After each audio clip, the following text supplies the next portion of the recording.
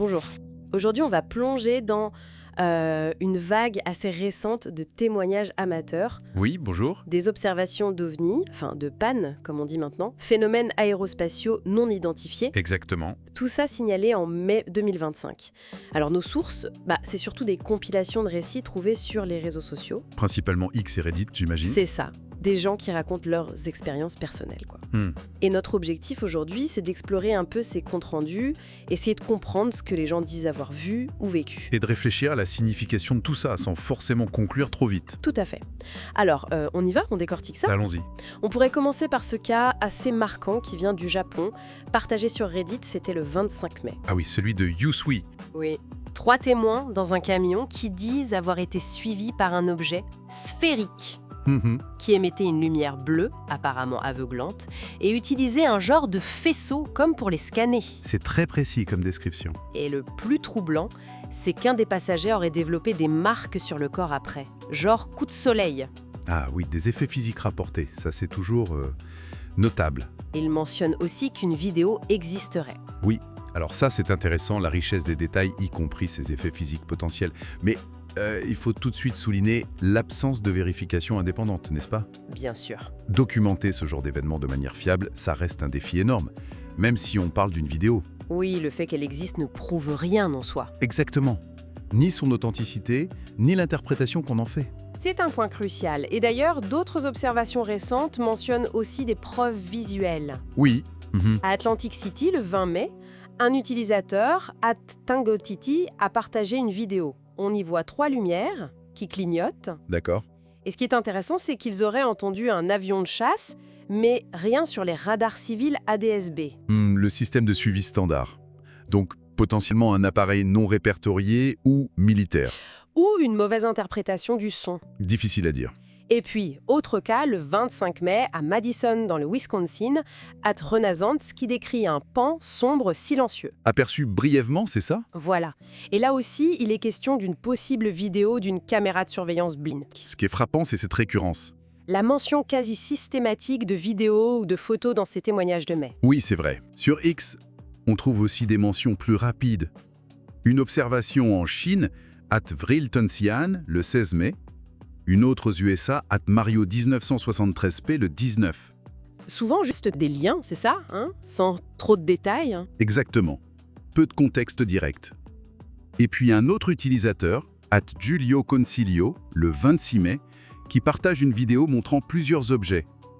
Il suggère même une fréquence accrue des rencontres. Ah oui. Mais ça soulève une question importante sur la facilité avec laquelle on partage ces images aujourd'hui, Ouais, comparée à la difficulté de les analyser sérieusement. tout à fait. C'est un bon exemple de la nécessité d'avoir un esprit critique face à ce flux d'informations quasi constant. Il y a aussi des mentions spécifiques d'orbes lumineuses, tu sais, ces sphères de lumière. Oui, un classique dans ce domaine. Lianda Research, le 27 mai, décrit un engin avec des orbes qui auraient été capturés par un drone. D'accord. Elle signale même des effets électromagnétiques sur des appareils électroniques à proximité.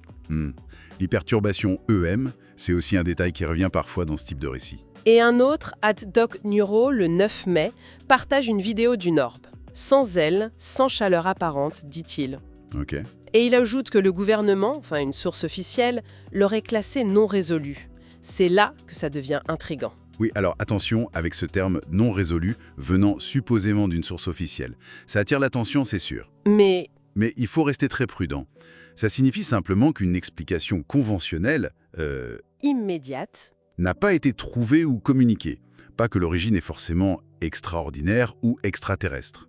D'accord, c'est une nuance importante. Le contexte de cette classification, si elle est avérée bien sûr, est absolument crucial avant de tirer la moindre conclusion. Tout à fait. Et c'est intéressant aussi de voir que ces plateformes ravivent des souvenirs plus anciens. Comment ça? Par exemple. J'ai vu ce témoignage de @SamRoseAuthor partagé le 26 mai.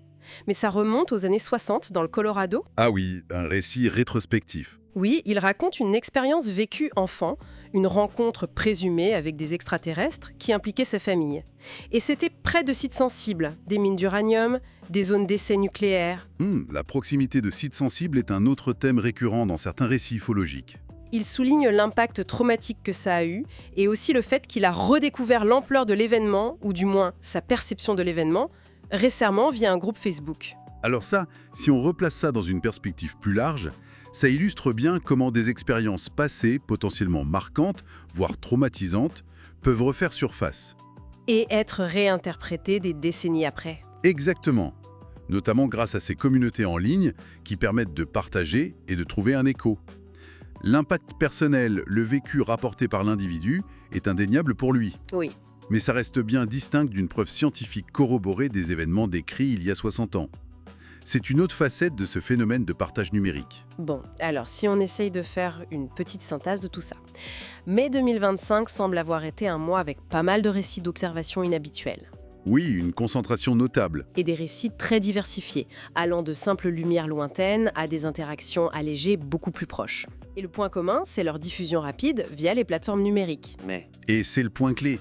Sans validation externe solide, pour la plupart, voire la totalité de ces cas rapportés publiquement. C'est exactement ça. On a cette tension fondamentale qui demeure. Oui, entre d'un côté des narratifs personnels forts, parfois très détaillés, troublants, chargés émotionnellement. Et de l'autre, un manque criant de preuves factuelles qui soient rigoureusement analysées et vérifiées. Voilà. Les réseaux sociaux, ils amplifient la diffusion de ces témoignages, brutes, tels quels. Et notre rôle ici, c'est de présenter le plus impartialement possible ce que nos sources rapportent. Sans endosser la véracité des affirmations sur l'origine de ces phénomènes. On décrit ce qui est dit, ce qui est partagé. Exactement. Peut-être une dernière pensée pour la route ? Au-delà de savoir si ces rapports spécifiques là, de mai 2025 représentent des visites extraterrestres réelles ou pas, qu'est-ce que ce flux constant de témoignages, partagés comme ça instantanément à travers le monde, nous dit sur nous ? Sur notre fascination collective pour l'inconnu, peut-être. Oui, et notre quête de sens face au cosmos, face à l'immensité qui nous entoure, ça pose question, non ? Ça pose question, tout à fait. Une réflexion intéressante pour finir.